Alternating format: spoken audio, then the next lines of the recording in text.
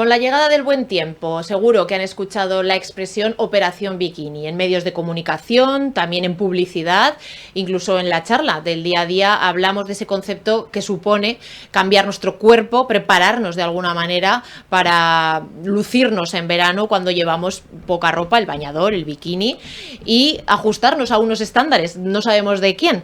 Pero detrás de estas palabras, Operación Bikini, se entraña un riesgo que vamos a analizar sobre todo para con los más jóvenes, los adolescentes, nuestros hijos.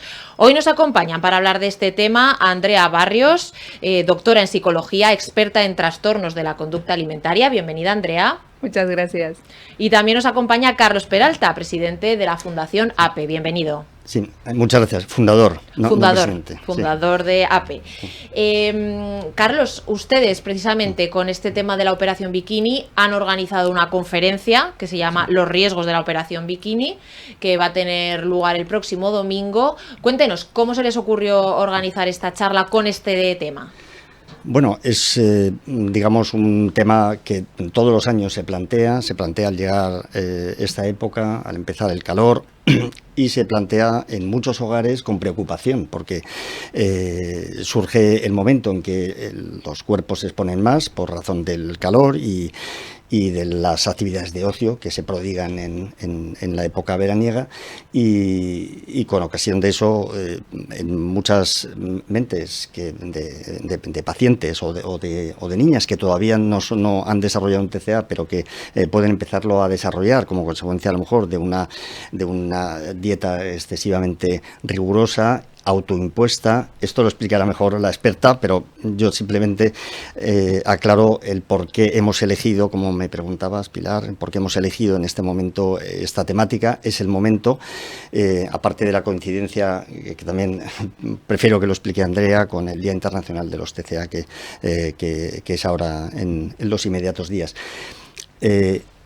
¿Por qué organizamos una conferencia? Pues porque en el alma de Fundación APE se encuentran dos líneas de acción fundamentales, la prevención y la detección precoz. Y dentro de las actividades de prevención, pues las conferencias, jornadas, charlas, talleres, con expertos que siempre aportan, resaltan preocupaciones de las familias y pacientes y tratan de dar sugerencias, recomendaciones, consejos y signos de alarma, de atención.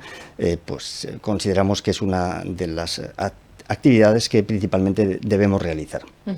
Bueno, Andrea es la ponente principal de esta conferencia, como decíamos, doctora en psicología y experta en TCA, que es trastornos de la conducta alimentaria. Sí. Cuéntenos, ¿cuál es hoy en día el perfil de paciente de un trastorno de la conducta alimentaria? Pues desgraciadamente cada vez más jóvenes, esa es la realidad, ¿no? Hace unos 11 años que yo empecé a trabajar con este perfil, realmente empezábamos a ver casos a partir de los 14, 15 años y ahora es que tenemos chicas que a los 11 años ya han estado ingresadas. Entonces, claro, nosotros no somos a veces conscientes de que todas las actitudes o comentarios que tenemos alrededor de lo que es la Operación Bikini en este caso, ¿no? Pero todo lo que es alrededor de la comida, del cuerpo, es que claro que tiene un mensaje indirecto para todos estos niños, porque claro, empiezan desde los 8 años con este tipo de ideas. Otra cosa es que hasta los 11 años empiecen con actitudes de riesgo, con conductas, pero desde los 8 años empiezan ya a preocuparse acerca de qué comen, qué no comen y de su cuerpo. Y esto lo están adquiriendo a través de los comentarios que nosotros como adultos hacemos acerca de nuestro propio cuerpo y de la comida. Claro, en concreto esta expresión de Operación Bikini, que es verdad que la oímos, que nos puede parecer inofensiva, sin ir más lejos. El otro día yo lo escuché, pues yo sustituyo el pan por no sé qué para la Operación Bikini. ¿Qué efecto tiene esto en los más jóvenes?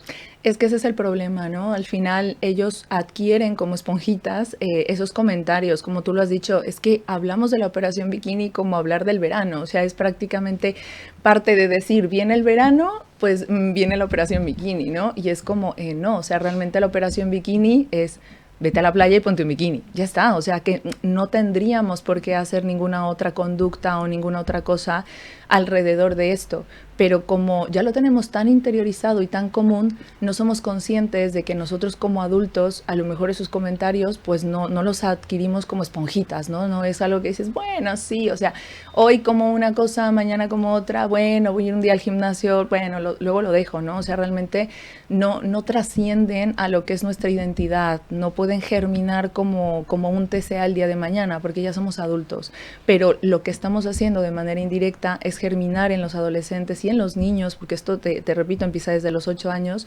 en cosas de, ok, entonces yo para ser quien soy, tengo que preocuparme por qué como, qué no como y por mi cuerpo. Y que claro, viene el verano y lo importante es cómo se ve mi cuerpo, no a dónde voy a ir, qué voy a disfrutar, cómo voy a hacer las cosas, sino es cómo se ve mi cuerpo.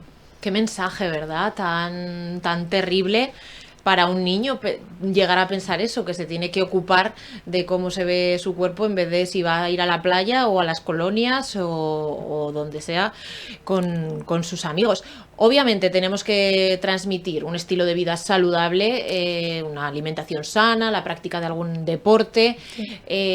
Pero como usted decía, los adultos ahí tenemos que diferenciar y transmitir esa diferencia de dónde termina algo que es saludable, ¿verdad? Sí, y que de hecho por eso hay una cosa que me gustaría como intentáramos cambiar, ¿no? Las cosas saludables a día de hoy tienen como una connotación muy drástica, ¿no? Muy extremista. Y creo que sería más sano que empezáramos a cambiar la palabra saludable por equilibrada. Claro que tenemos que tener una alimentación equilibrada y claro que tenemos que tener una actividad física equilibrada, pero saludable muchas veces ya tiene esa connotación de restrictiva, de obsesiva, de drástica. Entonces, esas herramientas son las que vamos a tratar de proporcionarles en la conferencia, o sea, porque al final sí que les hablaremos de sutilmente esos mensajes, cómo pueden ir germinando en los adolescentes y en los niños, cuáles son los riesgos y las consecuencias de que al final esa semillita germine como un TCA. Y por otro lado, ¿qué estrategias sí que podríamos utilizar? O sea, cómo poder hacer, como quien dice, una operación bikini realmente sana, ¿no? O sea, realmente equilibrada, porque es importante la salud. Pero tenemos que dejar claro que no hay salud sin salud mental. Bueno, además la salud es la necesidad de equilibrio es necesaria todo el año, no solo para el verano. Me gusta eso de sustituir porque demuestra una vez más el poder del lenguaje. Esta conferencia, Carlos, tiene además de Andrea, participan otros 2 ponentes, ¿verdad? Sí, una psiquiatra que es Cristina López Sobrino y un nutricionista que es Carlos Gracia. También expertos en TCA y que aportarán pues su visión desde sus respectivas áreas de práctica, complementarias a la de Andrea, que es, como se ha explicado, psicóloga y doctora en psicología. Claro, porque los trastornos al final se tienen que abordar de manera multidisciplinar, ¿verdad? Sí, así es. Siempre hay un equipo de trabajo que actúa de manera coordinada con cada paciente y esa es la clave del éxito.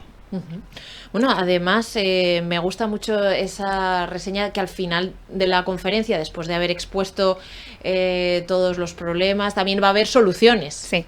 Porque sí, claro. Me imagino que los padres, sobre todo de adolescentes, ¿no? Que es, aunque se empieza antes, esa semilla que decía Andrea, es ahí donde quizás se manifiestan más. Sí, exactamente. O sea, es cuando ya empiezan a tener como el poder yo hacer una cosa o dejar de hacer otra, ¿no? Cuando soy niño, pues realmente hago lo que mis padres me dicen, pero ya empiezo ahí a dudar, empiezo yo ahí a cuestionarme cosas, ¿no? Por lo que voy escuchando, pero luego ya en la adolescencia cada vez, pues parte evolutiva, yo tengo que empezar, de hecho, a rebelarme, ¿no? A decir, oye, mi padre me dice esto, pero yo quiero hacer el otro, entonces empiezan a tener como más independencia e inclusive entre antes, o sea que eso también lo diremos en la conferencia, entre antes se puedan detectar esas conductas de riesgo, podemos, como lo hace muy bien la Fundación AP, prevenir el que realmente se desarrolle un TCA. O sea, creo que todas estas charlas, conferencias, todo esto que hacemos en torno a los días internacionales de la lucha contra el TCA, que en este caso pues el 2 de junio es uno de ellos, hacen que más familias, en cuanto empiezan a ver estas conductas de riesgo, acudan y pidan ayuda. Y hay una diferencia brutal. O sea, yo tengo pacientes que empezaron hace un par de meses con este tipo de conductas, a una edad muy temprana, es verdad, pero en cuanto empezamos a trabajar, empezamos a reconducir lo que hay detrás, lo que se tiene que trabajar detrás, es que la recuperación es muchísimo más fácil, más rápida, más constante, pero cuando dejamos estas conductas de riesgo, las normalizamos, como lo que hacemos con la Operación Bikini, normalizar todo esto, ese mensaje que a veces pueden tener los padres de, mira, qué bien, mi hijo se está preocupando por su salud, ¿no? Vamos a apoyarlo, ¿no? Cuando pasa ya todo el verano, después del verano, y se dan cuenta que esto no ha sido una Operación Bikini, que esto empieza a trascender más en la vida del adolescente, del hijo, hay veces que ya llega a un punto en el que empieza a ser no tarde, pero que empieza a costar más, ¿no? Entonces, por eso es tan importante ayudarles a dar esas conductas que tienen que estar los padres y todos los adultos que estamos alrededor de los adolescentes para ayudarles a prevenir y, si no, para tener una actuación temprana. ¿Cuáles serían algunos de esos síntomas o conductas que pueden ayudar a los padres a hacer una detección precoz? Pues yo creo que específicos los diremos bien en la conferencia, pero de manera general es que, bueno, yo soy partidaria que ninguna persona tendría que hacer una dieta jamás. Ya les explicaremos el por qué, ¿no? Pero también el hecho de que ningún adolescente y ningún niño por ningún motivo debería de empezar una dieta. O sea, desde el punto en el que yo empiezo a ver que mi hijo o mi adolescente empieza con conductas parecidas a las de una dieta, bueno, pues ahí ya tienes un foco de alerta que te dice, a lo mejor esto no es realmente sano. Niño o un adolescente no tenía por qué hacerlo.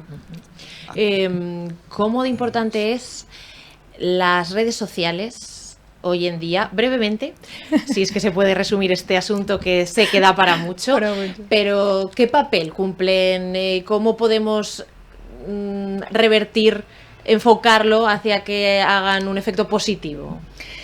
Vale, sí, como lo has dicho, las redes sociales sí que dan para toda una charla y que de hecho tenemos una charla de redes sociales, pero podríamos decir que no, las redes sociales no son las culpables de los TCAs. Los TCAs han existido antes y existirán, aunque las redes sociales no, pero sí que han hecho como multiplicarlos. O sea, lo que ha ocasionado es que se multiplicaran. ¿Por qué? Porque están todavía más expuestos. Las redes sociales te hacen que no solo tengas que preocuparte por qué piensa tu grupo de amigos de 10, sino esto ya se convierte en 1000, 10.000 personas, ¿no? Las que te están mirando.